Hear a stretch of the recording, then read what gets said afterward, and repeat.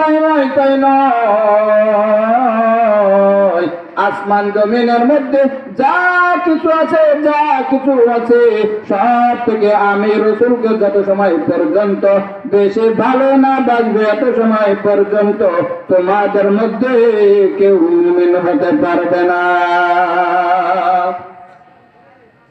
তাহলে আমি আপনি কোন পর্যায়ের মুমিন?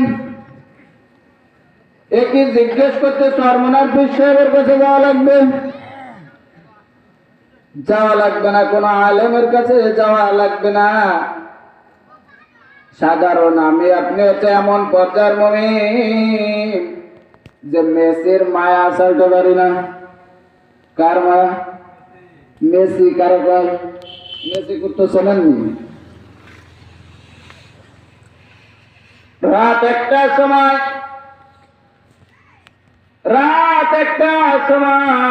ম্যাচ শুরু হবে, কিন্তু এখানে কোথাও দেখা যাবে না।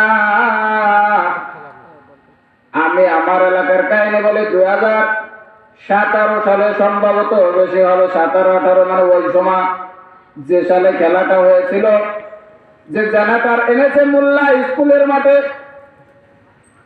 মোল্লাদের যে হাই স্কুল, ওই মাঠে জেনারেটর এনেছে, পর্দা এনেছে। কারেন্ট চলে গেলে আমাদের ছোটগুলা আর খেলা দেখা যায় না। রাত 1টায় না 2টায় যেন খেলাটা শুরু হয়েছিল। দেখে ঘরে আর লোক নাই, পুরুষ লোক সব রমজান মাস সেহরি খাওয়ার খবর নাই। তাহাজ্জুদের উঠতে তো ঠিকই উঠেছে, কিন্তু খবর নাই, খবর নাই। সব ওই রাত্রে হেঁটে হেঁটে ছোট বিলের থেকে চলে এসেছে মাইজ বিলে। কি খালি ছোট বিলেওয়ালারা চলো না, ওই সাইডওয়ালারাও কেউ যায়?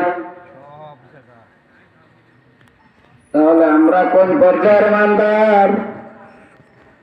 এই জন্য ইমানদার হলে কি পার পাওয়া যাবে? ইমানদার হলে পার পাওয়া যাবে না। ইমানের সাথে সাথে নেক আমল লাগবে। আল্লাহ সুবহানাহু ওয়া তাআলা বলেন, ইন্নাল্লাযীনা আমানু ওয়া আমিলুস সালিহাত, ইন্নাল্লাযীনা আমানু, নিশ্চয় যারা ঈমান এনেছে, নিশ্চয় যারা কি এনেছে? ঈমান এনেছে, ওয়া আমিলুস সালিহাত, এবং সৎ কাজ করেছে, নেক আমল করেছে।